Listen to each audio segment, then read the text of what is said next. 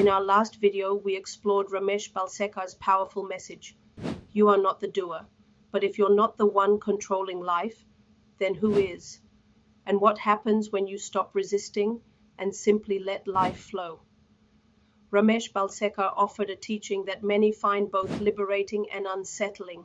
You are not the doer. You're not the controller of your thoughts, your actions, or your outcomes. So then, what are you? You are the witness, the space through which life moves. And this brings us to his next profound insight. Life is a flow. Let it happen. In a world where control is prized, Balsekar flips the script. He doesn't tell us to fix our lives. He invites us to trust the current that is already carrying us. This isn't resignation, it's not giving up. It's the radical act of trusting life as it unfolds. To understand this teaching, we need to remember who Ramesh Balsekar was. Once the president of the Bank of India, he lived a structured, analytical life. After retiring, he found himself drawn to deeper truths and soon became a close disciple of Nisargadatta Maharaj. From banker to mystic, his journey reflected exactly what he would come to teach. Life moves according to its own rhythm. Your only task is to recognize it and move with it. Balsekar often said, life is a river. The river doesn't need your permission to flow, but it will feel smoother when you stop swimming against it. This teaching isn't just about accepting events. It's about understanding that every moment is the result of countless causes beyond our control. Just as a tree grows without effort, or the ocean tides rise and fall without permission, so too do the events of your life arise from a deeper intelligence. When we resist, we suffer.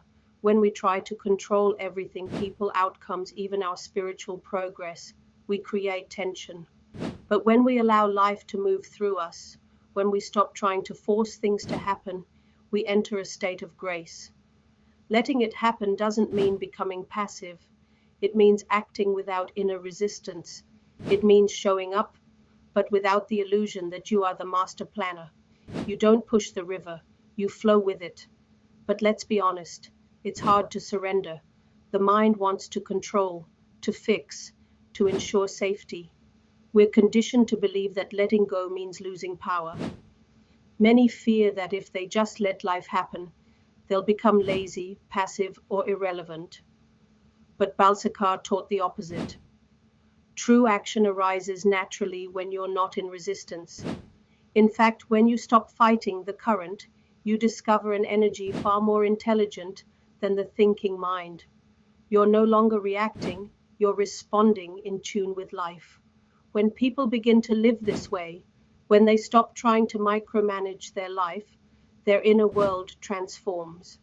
One woman, after years of anxiety over her career, said she finally felt peace when she stopped forcing the next step and allowed life to guide her. She found more clarity, not less. Another person shared how surrendering to the flow helped him heal a strained relationship, not by fixing the other person, but by being fully present without needing control. Letting life flow doesn't mean doing nothing. It means doing everything with presence, openness, and acceptance. And from that place, life begins to feel lighter, more effortless. You're no longer fighting a current, you're floating with it. Life is a flow.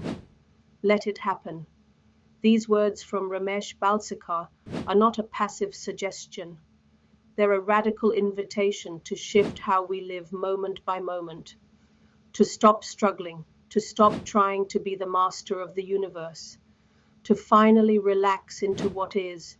In that space of surrender, something beautiful happens.